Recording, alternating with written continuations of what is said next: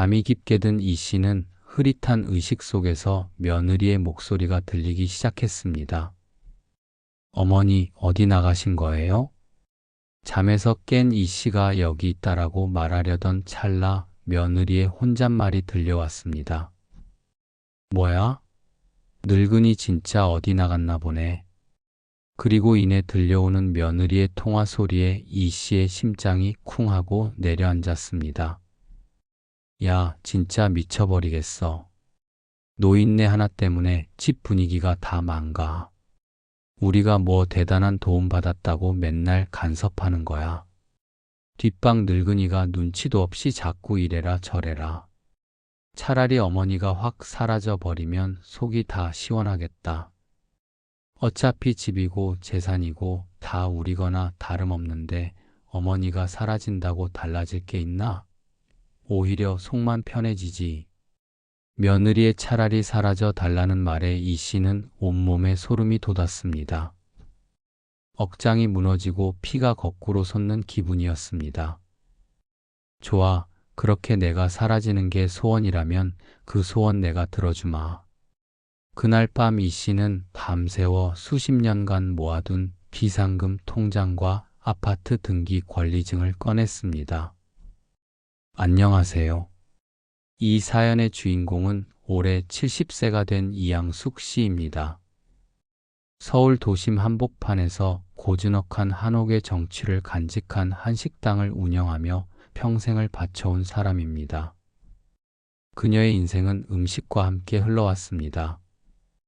50년 세월 동안 이 씨는 오직 한식당 하나에 모든 정성을 쏟았습니다. 숱한 역경 속에서도 꿋꿋하게 버텼고 그녀만의 고집스러운 손맛으로 손님들의 마음을 사로잡았습니다. 그녀가 만들어내는 음식은 단순한 끼니가 아니라 고향의 향수와 어머니의 정성을 담은 기억이었습니다. 하지만 세월은 누구도 비켜가지 못했습니다. 이 씨는 결국 은퇴를 결심했습니다. 식당을 정리하면서 손에 쥔 거액과 평생 모은 돈은 고스란히 외동아들 준호에게 향했습니다. 준호야, 이건 엄마가 평생 모은 돈이다. 꼭 성공해야 한다. 내가 잘 되는 것이 내 가장 큰 기쁨이다. 갓 결혼한 아들은 고급 한식 파인다이닝 레스토랑을 열겠다며 도움을 청했습니다. 이 씨는 마지막 남은 재산까지 탈탈 털어 아들의 꿈을 밀어주었습니다.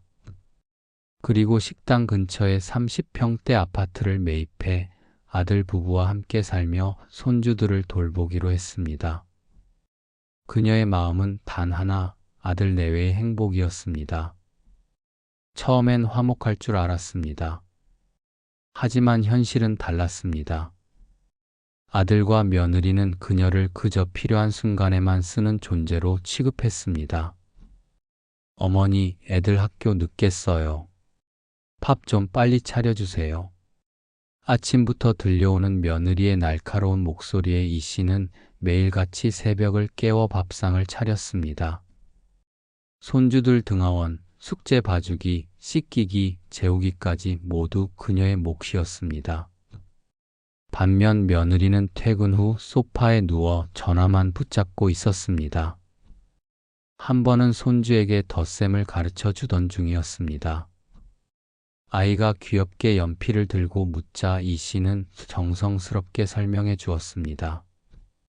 그런데 며느리가 다가와 비웃듯 말했습니다. 어머니, 그런 건 학원 선생님이 할 일이에요. 학교도 못 나오신 어머니가 애들 가르치면 애만 버릇 잘못 배워요. 그냥 밥이나 해주세요.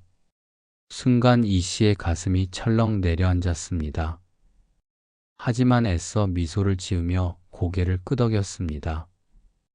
겉으로는 며느리가 사람들에게 저희 어머니 음식 솜씨가 최고예요 라며 칭찬했지만 손님들이 돌아가면 바로 태도가 바뀌었습니다. 아, 진짜 어머니 음식 냄새 때문에 집 공기 탁해졌잖아요. 언제까지 이런 구닥다리 음식만 드실 거예요? 명절이 다가오면 상황은 더 끔찍했습니다. 다른 집 어머니들은 자식들과 함께 쉬는데 이 씨는 부엌에서 하루 종일 전과 잡채를 만들었습니다. 정작 아들 부부는 해외여행을 떠나곤 했습니다. 그녀는 빈집에서 혼자 송편을 빚으며 눈물을 삼켰습니다. 결정적인 날은 어느 저녁에 찾아왔습니다. 집안일과 손주 뒷바라지로 지쳐 다용도실에서 잠이 들었던 이 씨는 며느리의 통화 내용을 고스란히 듣게 된 것입니다.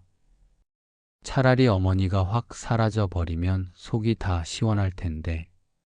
그 말이 가슴을 갈기갈기 찢었습니다. 그 순간 이 씨는 결심했습니다. 더는 참지 않겠다고. 그날 밤 그녀는 모든 재산을 정리하기 시작했습니다. 아파트를 비밀리에 매물로 내놓고 아들에게 빌려준 돈을 차용증으로 정리해 변호사를 통해 법적 절차까지 준비했습니다. 며칠 뒤 며느리가 말했습니다. 어머니, 저희 다음 주에 제주도로 일주일 여행 가요. 집 잘 지키고 계세요. 그래, 잘 다녀와라. 속으로 이 씨는 미소를 지었습니다. 바로 그날 자신이 사라질 계획을 세웠으니까요. 아들 부부가 여행을 떠나자 그녀는 캐리어를 챙겨 조용히 집을 나섰습니다. 일주일 뒤 돌아온 아들 부부는 어머니가 사라진 집을 보고 당황했지만 곧 대수롭지 않게 여겼습니다.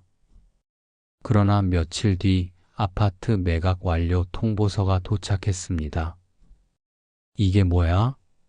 집이 팔렸다고? 충격은 거기서 끝이 아니었습니다.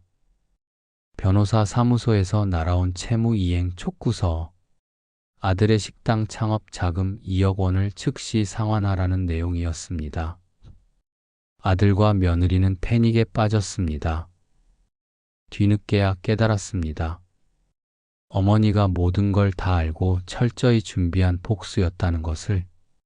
식당도 곧 무너져 내렸습니다. 주방장과 직원들이 하나둘 떠나고 손님들의 발길도 끊겼습니다. 온라인 리뷰에는 맛이 없다, 서비스가 엉망이라는 글이 쏟아졌습니다. 어머니의 보이지 않는 손길이 사라지자 식당은 버티지 못했습니다. 결국 문을 닫고 핏더미에 앉게 되었습니다. 아들과 며느리는 뒤늦게 어머니를 찾아 나섰지만 이미 모든 연락은 끊겨 있었습니다. 한적한 시골 마을, 작은 집 앞에서 꽃을 가꾸고 있는 이 씨는 평온했습니다. 요리학원에 다니며 파스타를 만들고 그림 동호회에 나가 그림을 그렸습니다. 마을 어르신들과 함께 산책을 하고 웃음을 나누며 매일을 새롭게 살았습니다.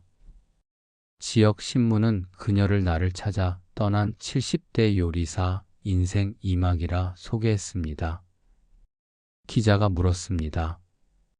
가족이 그립지 않으세요? 그립죠. 하지만 저도 제 삶을 살 권리가 있잖아요. 그녀는 더 이상 집안의 가사도우미가 아니라 오롯이 이양숙으로서 살아가고 있었습니다. 뒤늦게 신문 기사를 본 아들과 며느리는 무릎을 꿇고 찾아와 용서를 빌었습니다. 어머니, 저희가 잘못했어요. 제발 돌아와 주세요. 하지만 이 씨는 차갑게 대답했습니다. 너희가 원하던 대로 내가 사라져 줬잖아. 이제 와서 왜 그러니? 나는 너희 없이도 충분히 행복하다. 아들과 며느리는 말문이 막혀 고개를 떨굴 수밖에 없었습니다. 이 씨의 복수는 성공했습니다. 하지만 그것은 단순한 복수가 아니었습니다. 그녀는 스스로의 가치를 증명했고 인생의 진정한 자유를 찾았습니다. 이제 그녀는 별이 총총한 시골 밤하늘 아래에서 웃으며 말합니다. 이제야 내 삶을 살고 있구나.